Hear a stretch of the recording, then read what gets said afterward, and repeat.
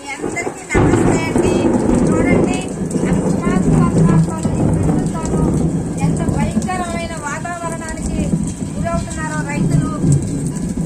ప్రకృతికి వర్షం అవసరం, వర్షం రావద్దని ఎవరు చెప్పరు. వర్షం కావాలి, వర్షం వస్తేనే ప్రకృతి చిగురిస్తుంది, అంతా బాగుంటది.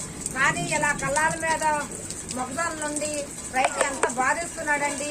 ఈ బాధలతో ఒక రైతు 10 ఎకరాలు కౌలేసి అది చాలా నష్టపోయి బయట అప్పులు తెచ్చి కట్టి ఆ అప్పులు తీర్చలేక మళ్ళీ బరువు నష్టం కదా, ఎట్లయితే తీర్చాలని తీర్చి ఈ బాధలు తట్టుకోలేక ఒక ఇంట్లో వంటకి వెళ్తే 10,000 వస్తున్నాయమ్మా, ఆ 10,000 పెట్టి మేము తింటున్నాం, ఇప్పుడు హాయిగా ఉంది. కానీ రైతు అనేవాడు చాలా బాధితుమే, కానీ సుఖం అనేది ఉండదు అని ఒకళ్ళు చెబితే నేను విన్నానండి. అది నేను చాలా బాధపడ్డానండి. రైతు ఎవ్వరూ బాధపడకూడదు, సుఖ సంతోషాలతో ఉండాలని.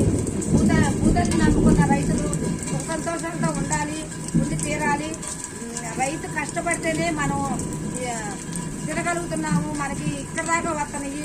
రైతు కష్టపడాలి, జాబులు చేసేవాళ్ళు సుఖపడాలి అని మనం అనుకుంటున్నాం. కానీ రైతు గురించి కూడా మనం ఒక పక్కన ఆలోచించాలి.